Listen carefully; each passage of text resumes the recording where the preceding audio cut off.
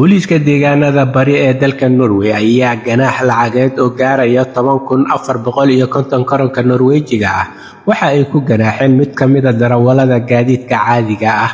Arrintan ayaa timid kadib markii booliiska lagu wargeliyay in darawal ku socda wadada oo isticmaalaya moobilkiisa lagu arkay. Booliiska ayaa si degdeg ah ku soo gaaray wadada E6 ee Moss, halkaasoo la sheegay in darawalkan isticmaalaya moobilkiisa misna kaxaynaya gaarigiisa uu ku sugan yahay. Wax yar kadib ayayna booliiska istaajiyeen gaarigan uu waday darawalkan isaga oo weli sii isticmaalayay moobilkiisa oo aanan eegaynin geesihiisa. Booliiska ayaa markii ay joojiyeen waxa ay darawalkani ka qaadeen moobilkiisa iyaga oo bilaabay baaritaan ku saabsan haddii uu moobilkiisa u isticmaalayo wicitaan iyo qoraallo iyo sidoo kale arrimo kale.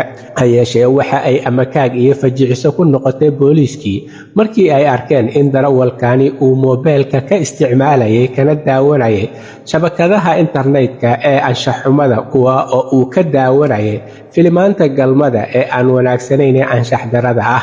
Ciidamadii booliiska ayaa markii ay baaritaan ku sameeyeen waxa ay ninkan ku ganaaxeen ganaax ay ugu yeereen ganaax fudud oo gaarayay 10,450 karanka Norwejiga ah. Waxa uuna sheegay taliyaha howlgallada booliiska Hakon Hatlen in arrintani ay tahay ganaax fudud maadaama darawalkan uu ku xadgudbay sharciga wadooyinka oo uu isticmaalayay moobilkiisa. Kaaga sii darane isticmaalka moobilka ay u dheereed in uu ka daawanayay filimaanta anshax darada isaga oo wada highway ah saaran oo haddana filimaanta anshax darada fiirsanayo gaarigana uu waday. Arrintan ayaa dad badan waxa ay la yaab iyo mucjiso ku noqotay in darawalkani uu arrintan ku dhaqaaqay.